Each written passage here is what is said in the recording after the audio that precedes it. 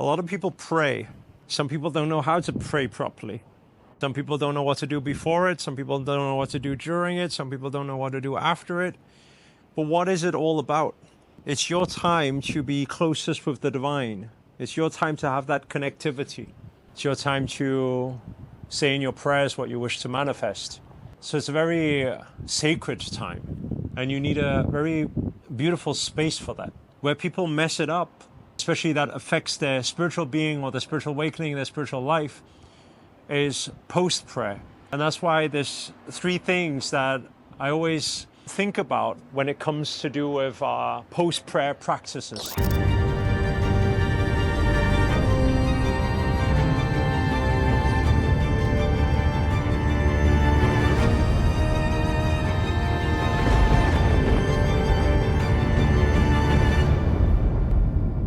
The first thing is the lack of reflection and mindfulness after prayer. A lot of the time people go into their prayer, they may even get their prayer mat out. They're facing whichever direction, depending on what religion you believe in. And straight after it, they go back to watch the TV and go have their chit chat and scroll the internet or scroll Instagram or go out, I don't know, with their friends or something like that. And what happens is you need to understand, because you've just entered into that high vibrational frequency, you've just got that high connectivity, you become so much in connectivity and your vibrations are so high, everything manifests.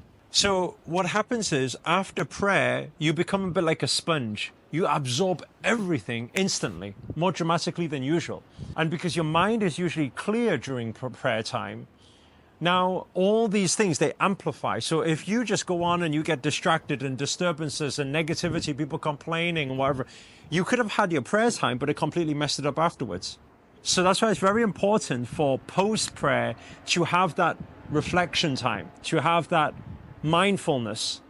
You know, at least take 30 minutes or take an hour where you're just in that self-reflection and digesting these energies and sowing the seeds in the right places. And the second thing is about ignoring the inner guidance.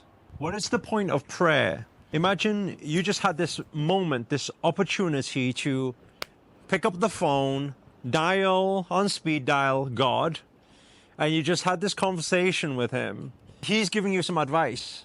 He's giving you some signs, giving you this gut feeling, this undeniable force of nature that runs through you, and you're kind of like, oh, I feel like I should do this, and then you don't do anything with it. Think about what happens. Well, we all know that success loves speed, and energy loves motion.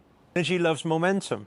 Energy loves attention. So when energy transfers through you and tries to manifest through you, and you don't do anything with it, guess what happens? Well, it goes to someone else. So then the support goes to someone else. The dreams, the goals, the God's plan that he had for you moves to someone else. You see, and that's why a lot of the time we can have these conversations with our friends sometimes. Say, oh, look at that thing that they just launched. That was what we were talking about many years ago. Can you remember? You see, you had the idea, but you didn't make it happen.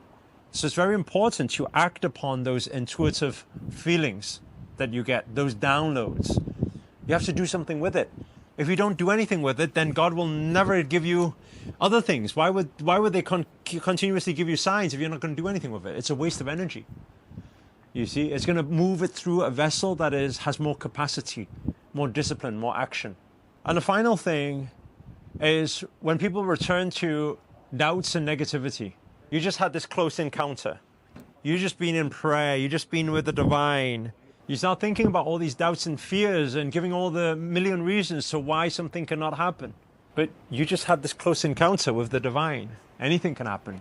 Once you've encountered the infinite, you have to become one with the infinite. You have to know that you are possible. You have to know that anything is possible. You have to be godly after that prayer. And so this is a very big reminder that after you pray for things, don't go back into the negativity and, oh, I wish that God can answer this prayer. No. You've already had that conversation already. They will already do its work, but you have to surrender and you have to trust. You have to allow that divine flow to move through you. And the only way to allow it to move through you is to keep moving forward with surrender and trust and belief. And that surrender, trust, and belief means that I am possible. I am infinite. I can make anything happen. My old mentor used to always say, reasons or results? Are you the person who gives a million reasons to why things cannot work? Or are you the person who's results focused to saying, you know what, I'm here to get the results? So that's my final message to everybody. You're here on this human plane in this limited time to get results. God created you for that reason. So when you go into that prayer and you ask for things, right? Ask and you shall receive. Yes, ask and you shall receive only if you surrender and trust. Be in full surrender, be in full trust, and be in full action, right? Put more efforts out there. My spiritual master always said, no words go unheard and no actions go unseen. Everything is accounted for. So my question to you is, what work are you putting out after prayer? Are you just wishy-washy, just hoping that if you just pray for 10 minutes a day, then you'll get everything that you want? Or actually you're working for it? I believe it was many years ago, it was Tiger Woods who said this. He said, it's funny about luck. He said, the more I practice, the more luckier I got. I hope that message sinks in for you. The more you practice, the more work you put out, the more you sow, the more action, the more reaction. Right? Everything is cause and effect on this planet. Right? So as long as we are here on this planet, please do more and make this just your tribute, your repayment to this life that we are all blessed with, that God has given us. To pay back, do the best you can. What's up, guys? Namaste, it's Sri Akarshana here. I'm very excited to be running a masterclass on YouTube influence, how to go viral online. I've been online since 2018 and racked up, I think, over 200 million views on YouTube alone and impacted a lot of lives. At the same time, it's been able to help me generate millions of dollars online.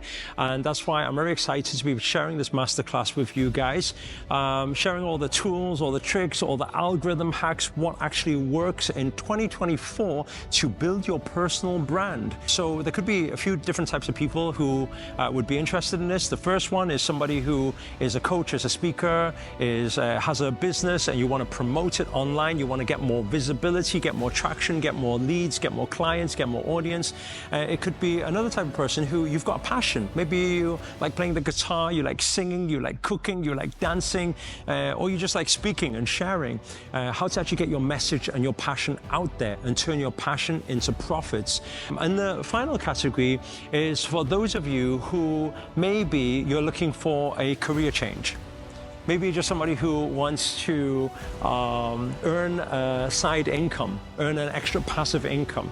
Well, actually, YouTube is a great place to do it because you can actually make millions of dollars, not just from ad revenue, where Google pays you passive income every single month, but you can actually do it through generating the leads through funnels from the YouTube system. So I'm going to be breaking all that down inside the masterclass, and I look forward to seeing you all there. See you guys soon. So that's my words for everybody today. If you enjoyed this video, you got anything out of it whatsoever, or you just feel a little bit more excited, pumped to make things happen, please do hit the thumbs up, hit the like button. Also comment below, let us know where you guys are tuning in from. Anybody from the beautiful, beautiful Mykonos or Greece, on these beautiful islands right now, and sharing with you this beautiful sun. And wishing you all the best. If you're new to this channel and you haven't already, remember to hit that subscribe button and the notifications button next to it. That's a little bell sign, by the way, because this year we're still dedicated to making daily videos, so you are accountable to make it your best year yet. But for now, guys, we're signing out. Namaste. Prayers for all of you. Namo Himalaya.